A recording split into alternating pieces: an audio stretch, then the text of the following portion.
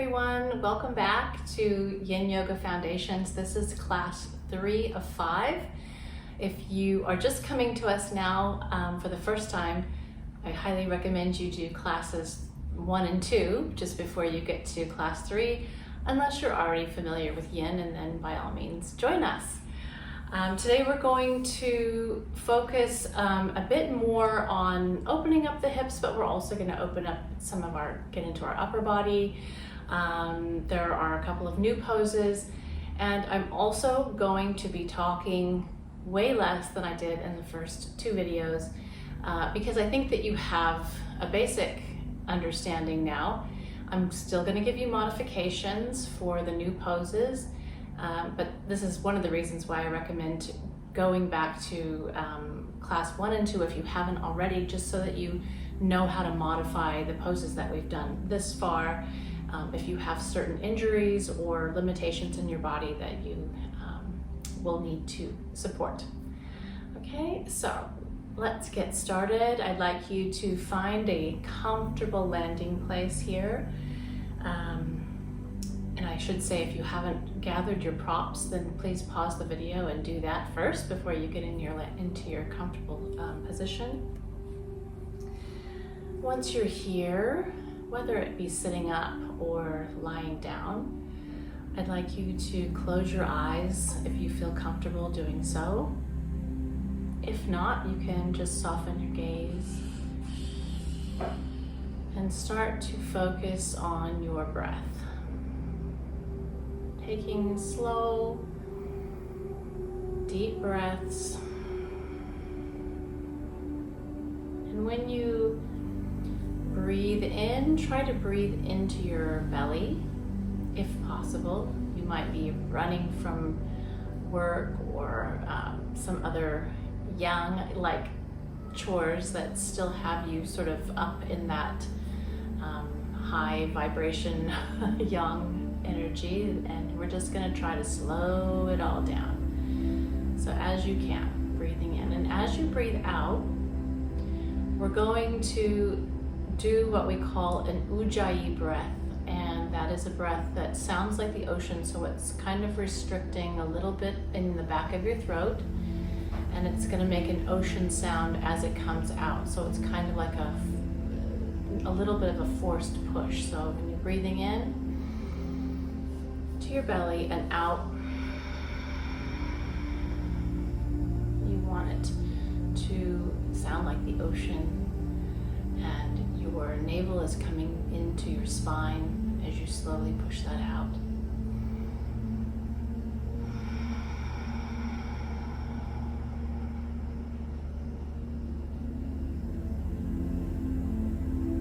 We'll do 3 more.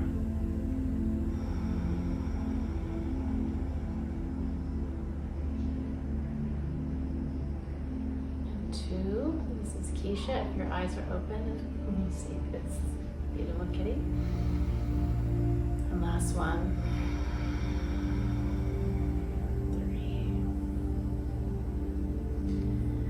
3. Let's just bow our heads towards our chest. Whether your eyes are open or closed, it doesn't really matter. Just do a little head bow. Kind of raise your head and open your eyes. And we will get started. So today we're going to start in heart bench. So you'll recall that I normally start in one of 2 poses. That's heart bench or lung bench. I'm going to go to heart bench today, just opening up our heart centers and getting us to be receptive to all of the wonderful things, the love and the kindness and everything that's going to come our way.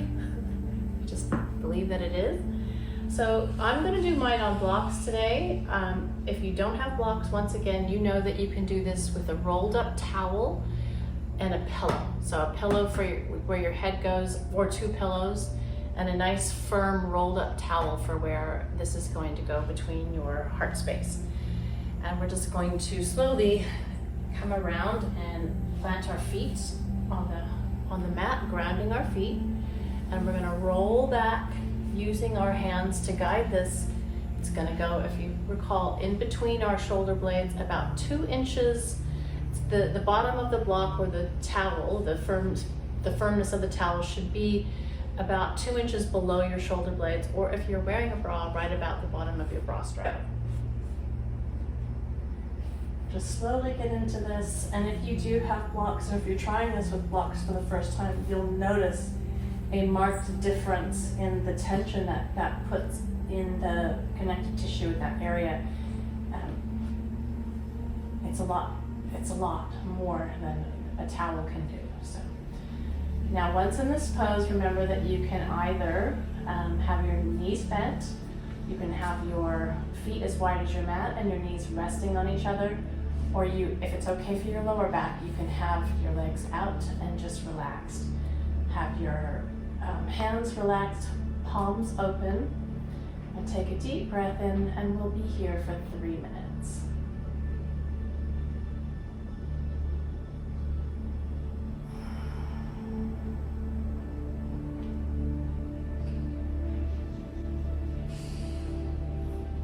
Nala just did her big sigh.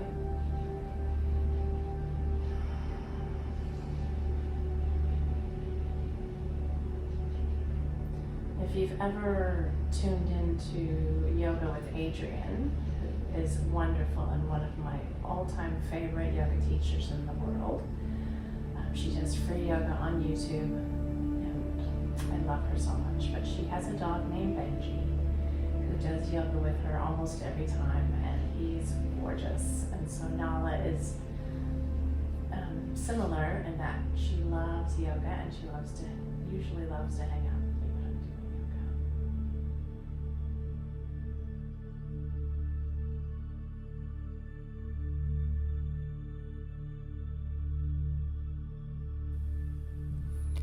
So in class 2, we talked about the symbol of yin and what yin and yang stand for, and why yin yoga is called yin yoga. And today I'd like to just briefly discuss the history of yin yoga, its origins, but I don't want to talk too much. I want to give you more time in that silence, that meditative experience, but we'll just do a little bit in each pose so you get a brief history of yin yoga.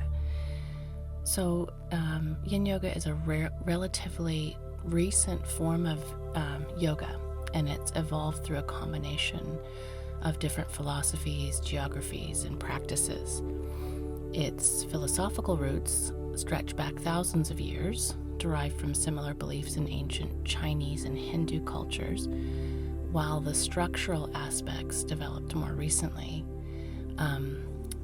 We'll talk about that. We'll talk about how they developed in the next pose, but just know that it hasn't just appeared out of nowhere. It's been sort of an amalgamation of lots of different styles and philosophies over thousands of years.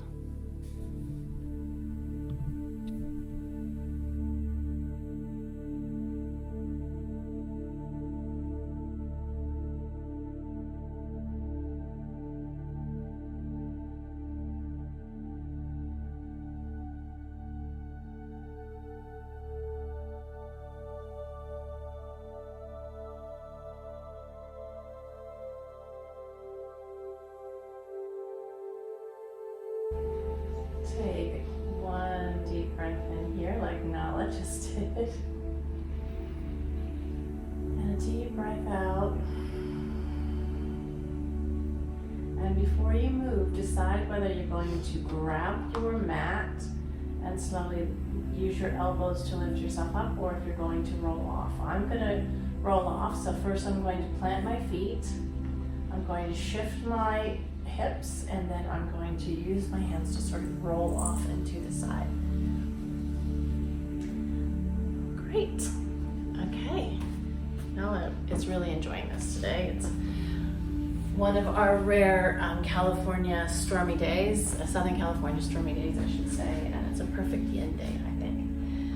Okay, our next pose that we're going into is called caterpillar pose. If you're familiar with traditional yoga, this is like a seated forward fold, but we're not doing it with straight back and active legs, obviously, because it's yin. So That's the thing with yin poses. A lot of the ones that are similar to traditional yoga will have a different name just because it signifies when you're doing yin that you're doing it a different way. I'm going to use a blanket to sit up on just to get my sit bones up a little bit and to take some pressure out of my lower back, so I recommend you do that as well.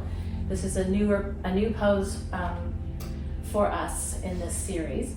So what I'd like you to do is sit up on a towel or a blanket, take that pressure out of your lower back, just at the very edge to lift those sit bones. Sometimes you can even just reach back and pull your bum cheeks back just so that you're seated evenly on those bones. Now, if you have pain in your knees or any sort of injuries in your knees and you've got sensitivity, you can put a pillow under here to sort of keep them nice and bent, or just bent a little bit. And then we're going to fold over. So remember that you can always have pillows or a big bolster here to fold over onto if you want to even stack them up a little bit higher just to give yourself some height. You can do that.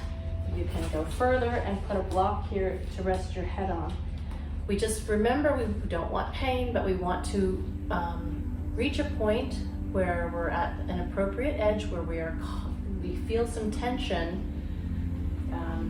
in, today we're going to be feeling it in the backs of our legs, maybe our inner thighs, maybe even our calf muscles. Okay, so that's where we want to feel this today. So we'll take a deep breath in, and then we will fold over. I'm going to pull this out. Fold over as we can. Remember to just let your feet hang. Don't try to hold your legs up. And one last thing I'll say is that when you get into this pose, if you feel that gravity is taking you too fast or down too fast, you can always pull out if you're feeling any pain. So make sure that you do pay attention to those feelings. Breathing in.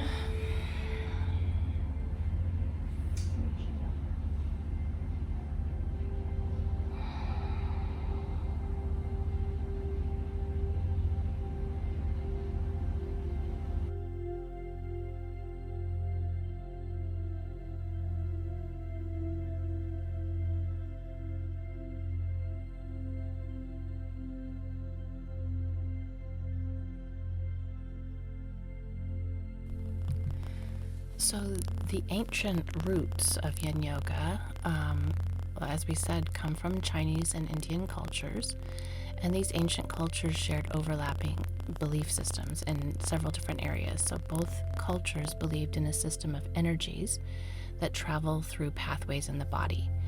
Qi is China's term for this energy or life force, and prana is the term that is used in ancient Indian texts. Both had similar understandings of meditation accompanied by a physical practice and breath work. So yoga is the Indian practice which combines posture or asana with movement of the breath, and Qi Kung is a Chinese system of movement and breath. And meditation is a core element to both Qi Kung and yoga. In Chinese and Indian philosophy, both also have an emphasis on balance. So we talked about balance as a core element of Yin Yoga, the balance of yin to yang in our last class. A yoga's roots can be traced back thousands of years to ancient Vedic texts.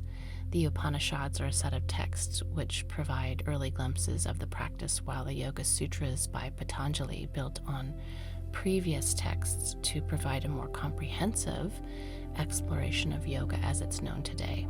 And both of those texts date back thousands of years. Qi Kung is a practice which also has ancient roots. Combining Taoist and Buddhist philosophy, Qi Kung came together from various sources, including the practice of Dao Yin. And so these overlapping philosophies and practices between Indian and Chinese cultures would eventually meet to form the practice of Yin Yoga as we know it today. And different philosophical aspects of these belief systems are incorporated into Yin Yoga as well, and we'll talk more about those in later classes, and I'll go more into the people who brought Yin Yoga to us recently in our next pose.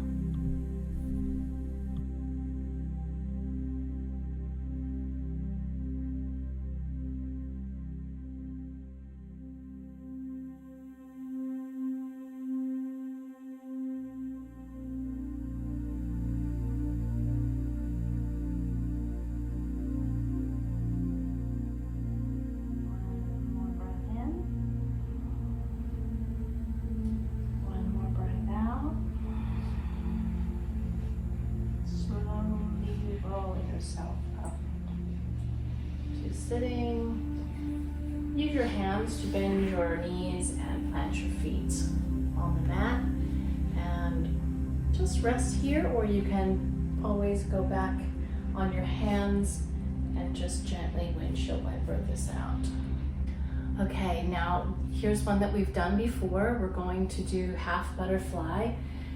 We're going to do it with our left leg first.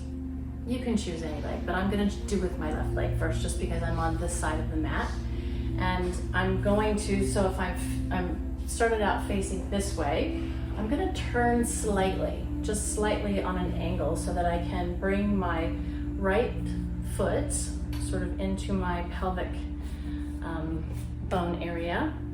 And that way I'm sort of on an angle, but my left leg is straight on my mat, if that makes sense. So my face and my body are kind of, like in a diagonal. So remembering that you can place a pillow under your knee. I really encourage you to do that if you have any sort of knee pain. And you can, again, have bolsters or pillows here, because we're going to turn towards our straight leg and fold over. Okay, if you need anything under this bent leg, by all means do so. If you have sensitive ankles, you might want to have a blanket or a very soft pillow there or under your knee here. Okay, so here we go. We're going to take a deep breath, and remember to have this blanket under your sit bones still, because it will help to lift them and take that stress out of your lower back. So breathing in, turning towards the straight leg, and folding over.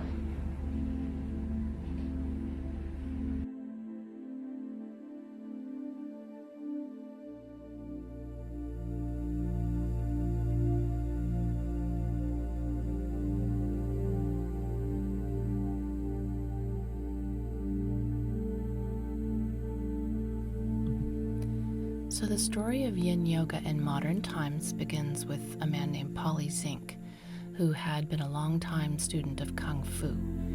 And Zink was the protege of a Kung Fu master from Hong Kong named Cho Chat Ling.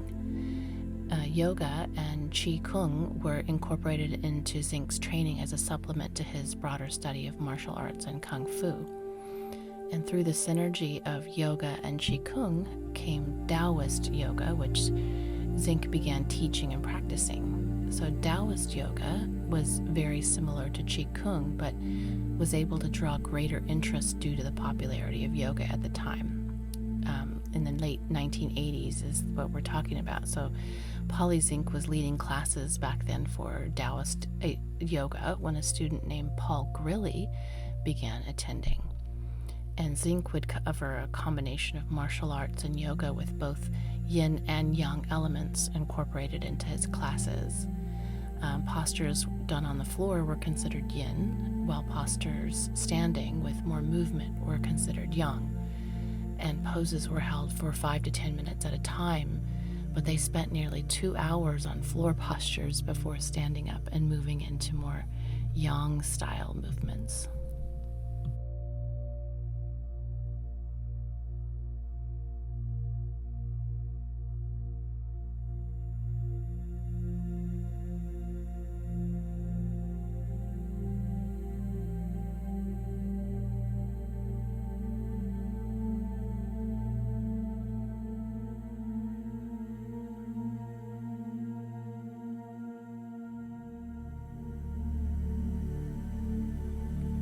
remember to come back to your breath whenever you feel yourself venturing into planning or just past thoughts that might come up. And thoughts are a normal part of any sort of meditation or stillness. They're not bad. We just want to observe them as though they were clouds and let them carry on.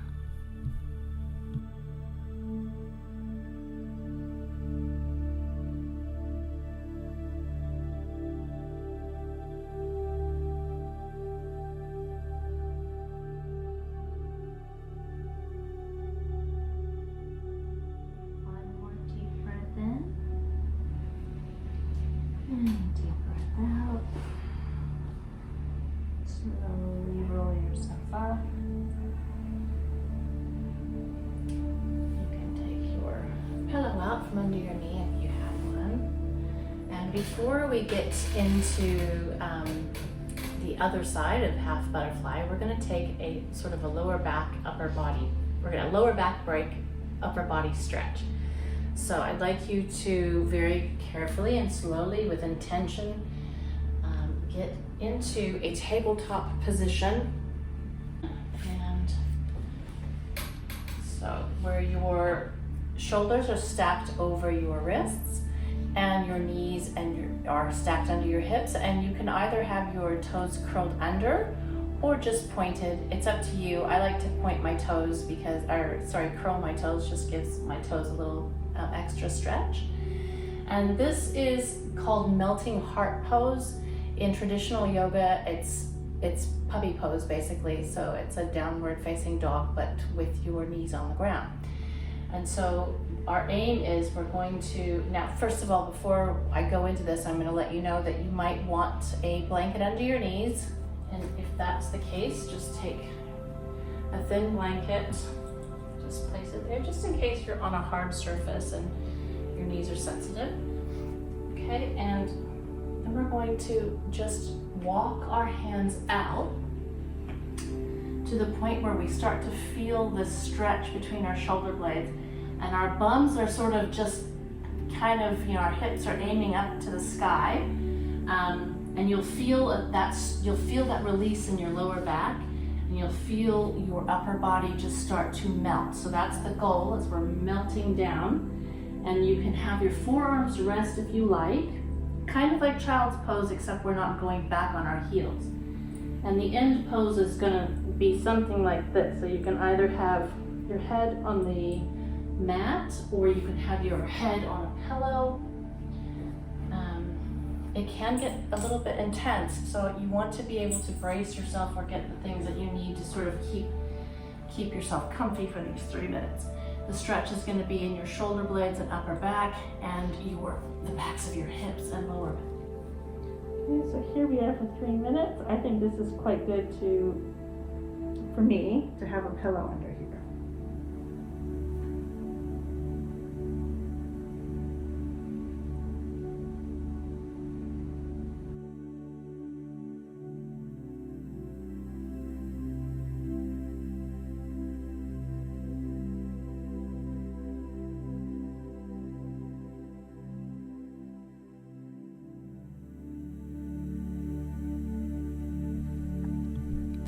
So continuing on with the story of Paul Grilly and Polly's Inc. Over the course of a year, Paul Grilly studied under Polly's Inc. and gained an interest in the floor postures that were done at the beginning of the class. And he began teaching classes which focused on these yin-styled floor postures, continuing to call the practice Taoist Yoga. But among the students who attended Paul Grilly's classes was a person called Sarah Powers, who contributed further to the formation of Yin Yoga. Powers would take what she learned from Grilly's Taoist yoga classes and teach her own classes. And the postures held on the floor for longer durations were called yin poses, while standing postures were categorized as yang.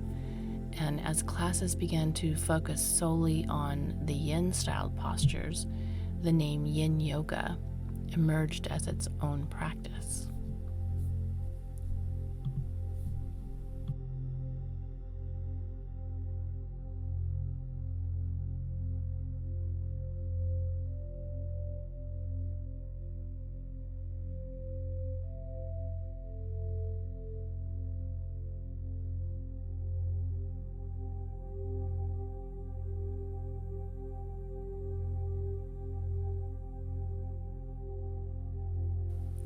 Remember that Ujjayi breath that we talked about in the beginning of class, breathing into your tummy and then pushing out with a slightly restricted throat so that you're making that ocean sound.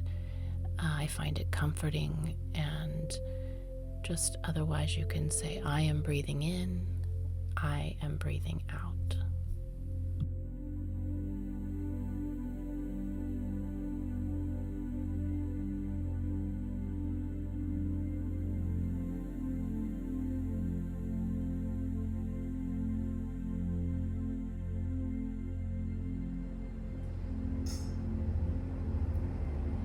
One more deep breath in,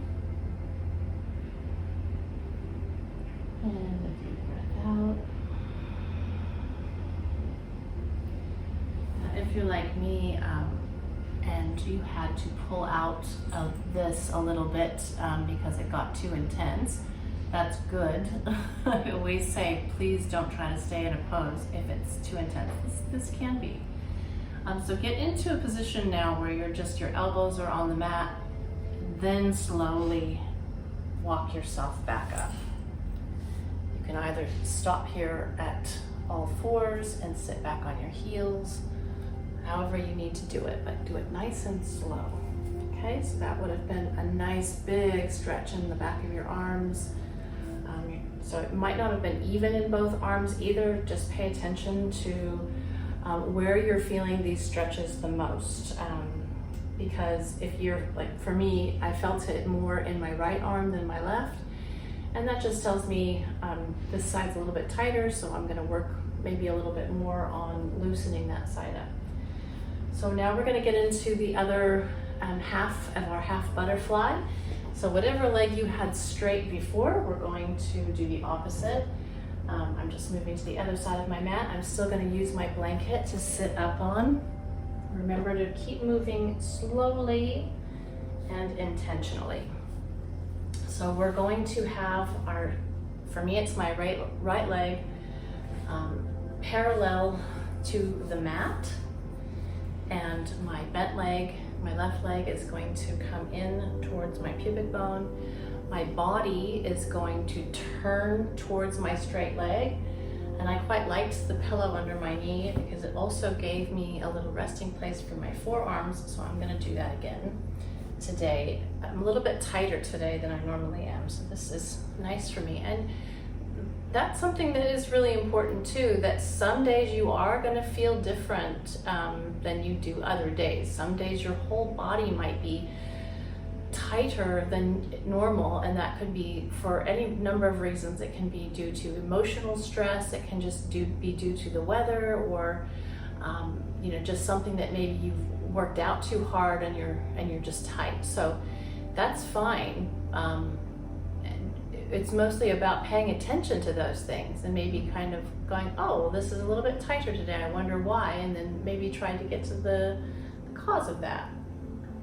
So we're going to face our straight leg, take a deep breath in after you've gotten all your props together, and slowly roll over.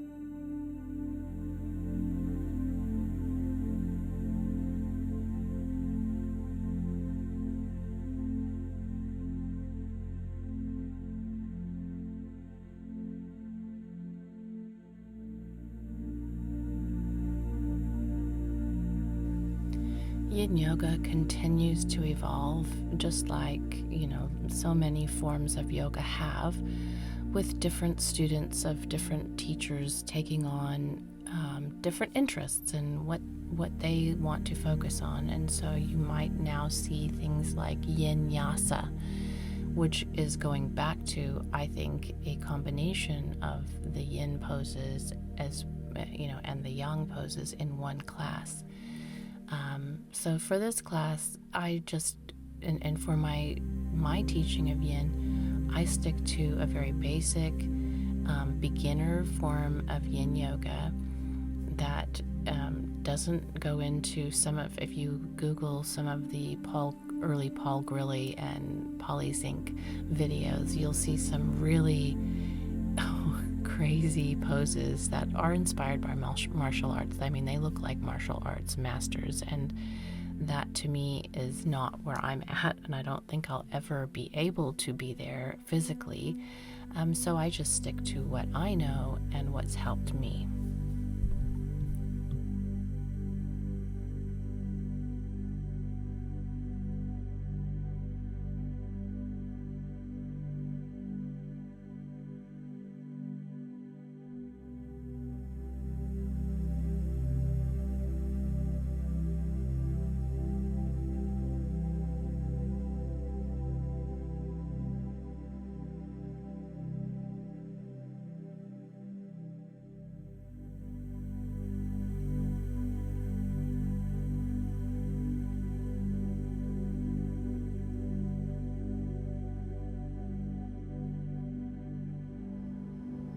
Take one more deep breath in and let it out. And now we're going to slowly roll back up. Taking your leg with your hands and bending your knee, removing the prop, and kind of just planting both feet on the ground, hands behind you, and giving yourself a windshield wiper if you need it. You might not. Okay, so now we just have 2 more poses before we get into our final 2 resting poses. These are both, it's one pose, but we do it on each side of our body. So it's a new one, and it's called Sleeping Swan. If you're familiar with traditional yoga, this is very similar to pigeon. It is a challenging pose for a lot of reasons for a lot of different people, so I'm going to take a little bit of time to show you how to modify it. All right, so the first thing that we're going to do is to get up onto a tabletop position again, so you can take anything out from under you that you had. I'm first going to show you how I'm going to get into the pose without modification, and then I'm going to back up and do the modification that someone might need if they had pain or stiffness or tightness in certain areas. Okay, so the first thing I'm going to do is get into a tabletop position, and I'm going to take my left leg. So I'm going to start with my left leg bent, and I'm going to bring my hands forward just a little bit so that I'm kind of on an angle here. And then I'm going to bring my left leg forward, sort of like a lunge, okay? And then I'm going to kind of walk my calf over to the right side, and I'm going to inch my straight leg, my right leg back. So I might need to move a little further up on my mat. There we go, okay? And then, so don't follow me if you have tightness in your hips and things like that. This is just what I'm gonna look like in the pose without modification. And then I'm gonna come down on my forearms. I'm going to turn my hands together, sort of like a little cradle, and rest my forehead on my hands. Okay, so that's how I'm gonna be in the pose. It's super intense here, so how can we, and I'm telling you right now, it's taken me a long time just to get here, like a very long time. So how I'm going to show you how to modify it is the best way that I can think of is to give yourself lots of support under this hip. So you don't want to lean to the right to take the pressure out. You want to have your hips sort of squarely facing the mat, but you do want to take some of the tension out so that you're not hurting yourself. So from here, if I've got these props ready to go to put under my hip. And also remember, you can put something under your knee if that hurts, but it's going to slide out. So make sure that you've got padding where you need it. You can pause this and take as much time as you need to get into this pose. So I'm going to angle my hands. I'm going to bring my left knee up. I'm going to kind of turn my leg in and scooch my right leg back. Okay, so that, if you need to, if you can't get down here and you just need to be up here, that's fine too, okay? If you're gonna be up in this position, just kind of have your head down so that you're not crunching your neck. All right, that's one way. Another way is to not, if your knee hurts, okay, if you can't bend your knee like that, then you can take a blanket, put it behind your knee, and then just do that. If you see what I mean. So I'm not aiming my calf inward. So it's kind of coming across my body. I know you can't really see and I can't change the camera angle, but it's kind of coming across my body like this. If you can't do that, you can just keep it like that, okay? That's still gonna give you a nice stretch back through here and through your hip. And if you still can get down and do that, that's fine. You just don't want to lean too much into your right elbow. Okay, so I think you've got enough to go on. Obviously, do only what you can. So we're just trying to get into our hip area, and you do get a little bit of a hamstring stretch, a front of your quad stretch in the opposite leg, but it does take a long time to loosen up in this pose. So be patient with yourself, and there is no goal other than to get that connective tissue to expand a little bit. There's no goal to like look a certain way in the pose. All right, so I'm going to get into the pose the way I need to. And like I said, I'm a little bit stiff today, so I might use some cushioning. Now that I did that, I was like, well, that's kind of nice. And so you take some time to get into the pose, and we will get in there.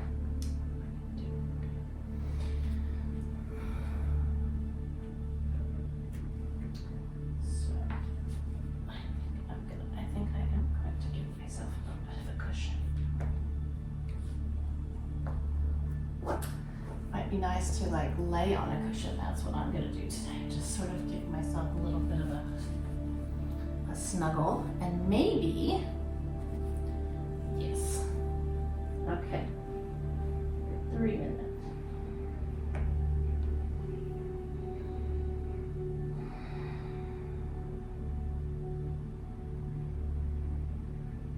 Oh, right away, I know that's too intense. So right away, I know that that's too intense for me today. I'm going to just come up. If I lay all the way down, it's putting way too much tension here. So I'm just going to come up today and hold myself up a little bit.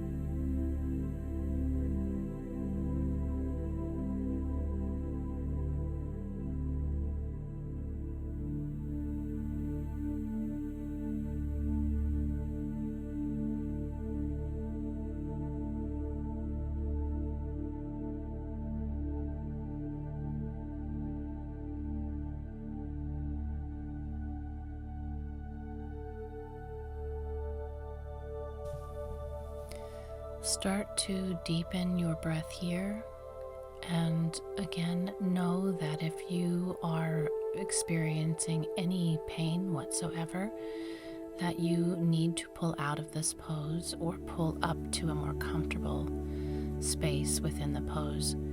If you're meeting your appropriate edge, but you're finding the tension and the stress in those areas to be a bit much, try focusing on that area and breathing into it, giving yourself that life force breath right into that area that needs to be released, and see if that gives you any sort of ease or comfort.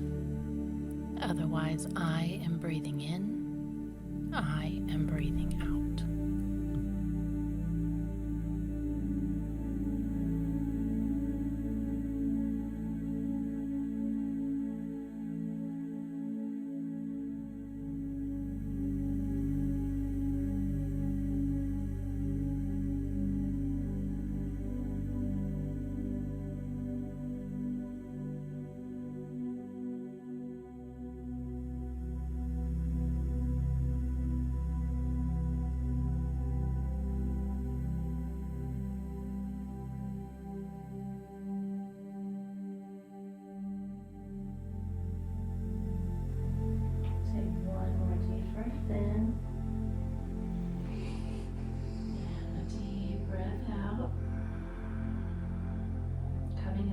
Pose is we're going to move extra slow.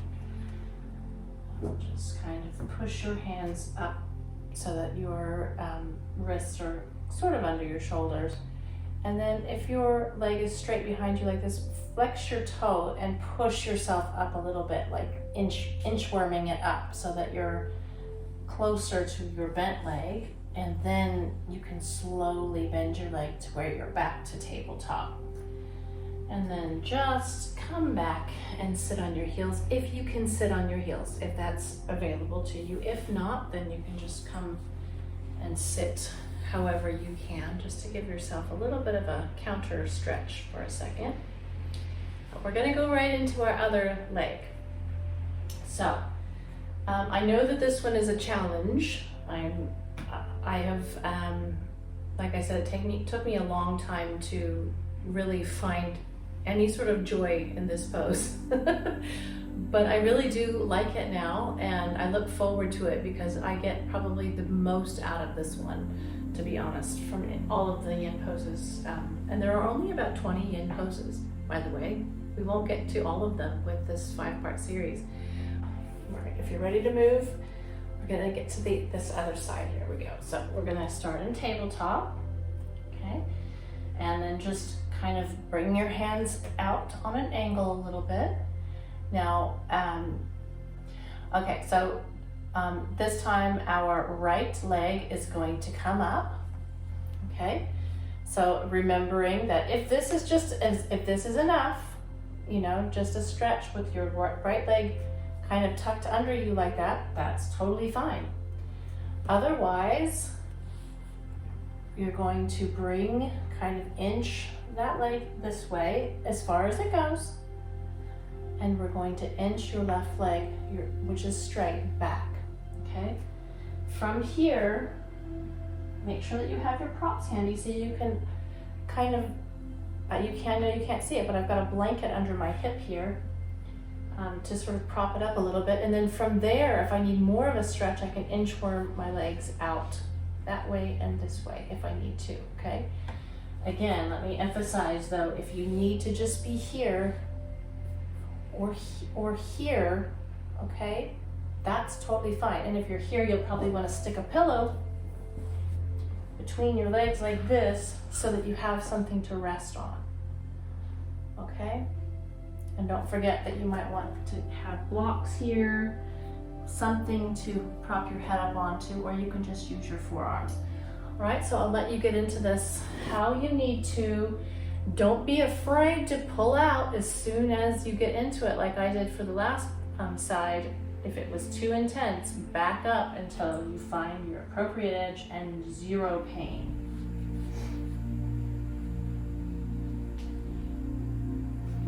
Yeah, so I'm using a towel under my hip. Under my right hip, I'm going to use this pillow to snuggle.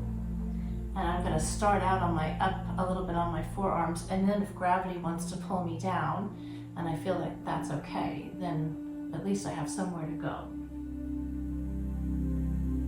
3 minutes here.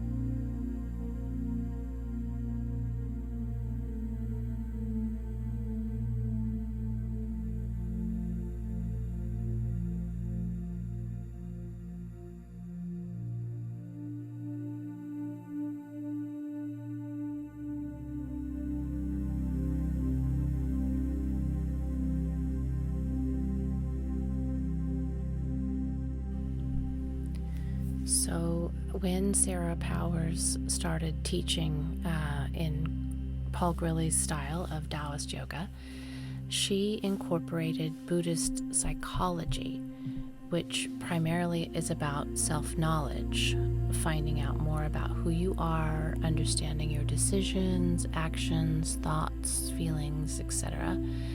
And she also put more emphasis on targeting the Meridian systems for health and enlightenment. We talked a little bit about the Meridian system in class 2, and we're going to go deeper into that in class 4. I just wanted to give you this origin story first, so you kind of know how the Meridian system came to be as part of Yin Yoga. And she wrote a book called Untitled Yoga, in where she explains the sequences of Yin Yoga that are designed to enhance the flow of qi as understood in traditional medicine. And she emphasized a conscious and systematic approach to breathing during Yin practice, which we're going to get into deeper in future classes as well.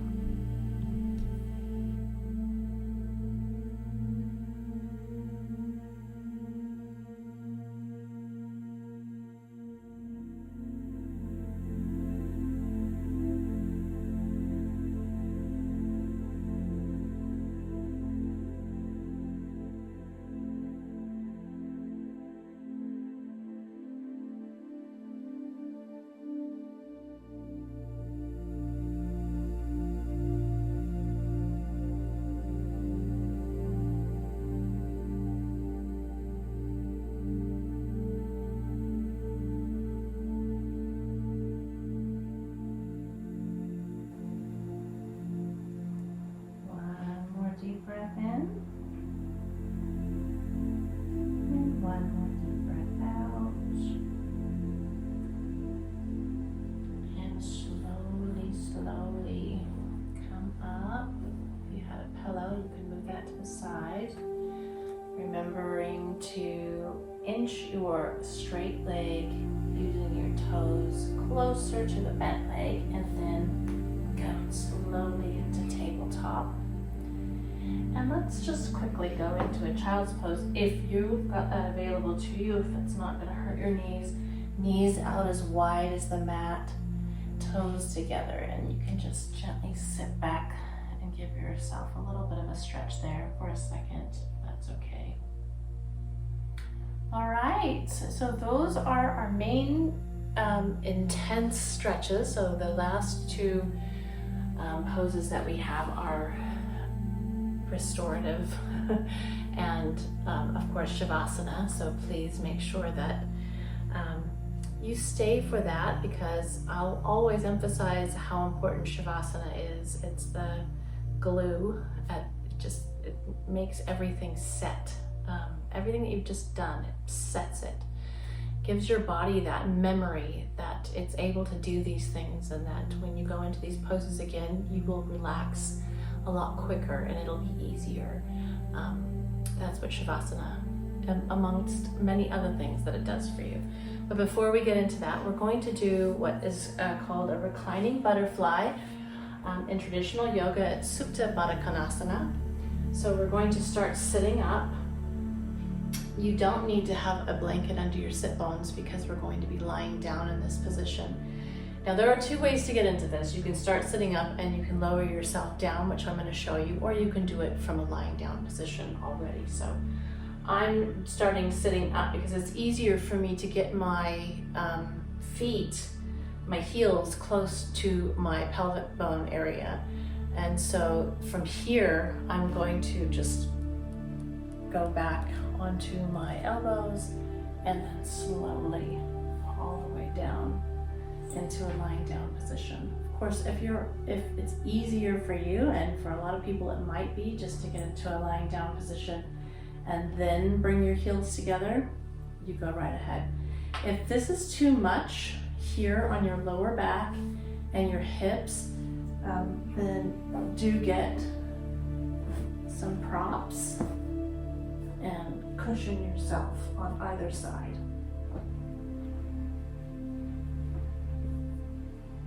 do whatever you need to make this comfortable, because although it's nice to have a stretch in this pose, it is also a restorative sort of relaxation pose as well. And so we want you to be as relaxed as possible. If you need a little pillow under your head too, then by all means, get whatever you need to make this cozy. And as we're winding down here, if you need a blanket to put over you as well, because we start doing this cold, and as you're winding all the way down, you might get a little chill. So please put a blanket on you if you need to. You can rest your hands on your belly. You can rest your hands by your side, palms up. It's just good to have the soles of your feet touching. Deep breath in, and here we are for 3 minutes.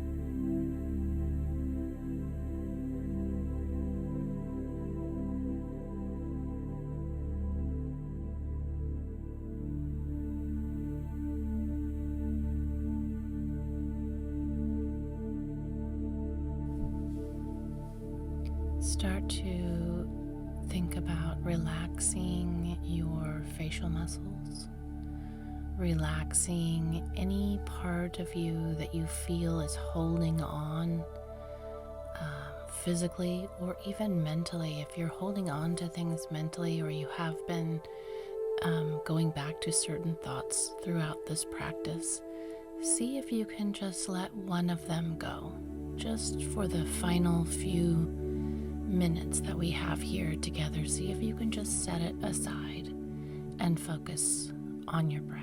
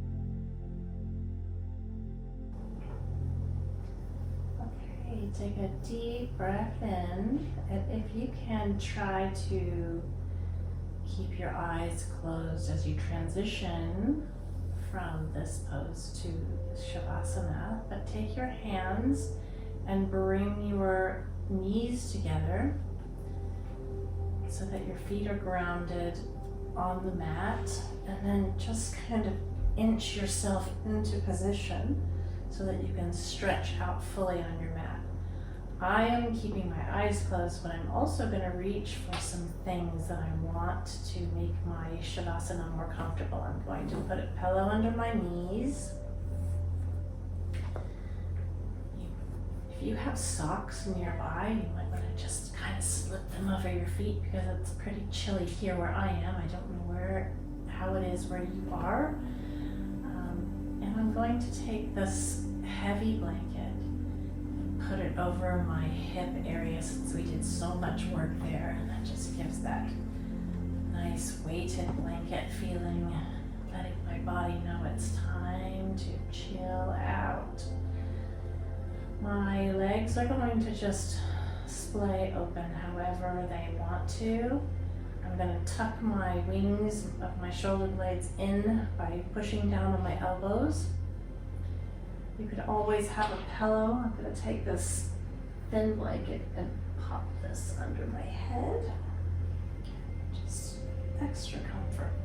If you do this with a blanket, you can just gently tug it so that it brings your chin down. So if you remember, I've said before, when your chin is down towards your chest, it signifies or gives a signal to your body that you are in rest mode, and it starts to go all the way down. Even though we've been working towards rest mode this whole time, it puts it into that ultra yin.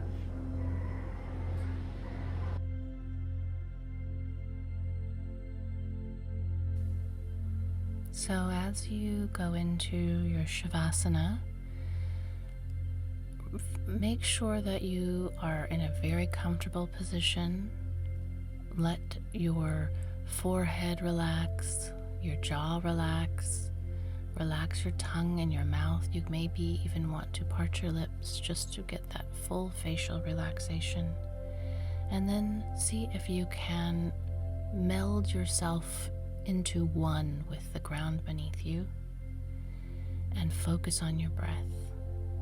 And I'm going to not talk you through this. You're going to experience silence for the first time throughout a whole pose.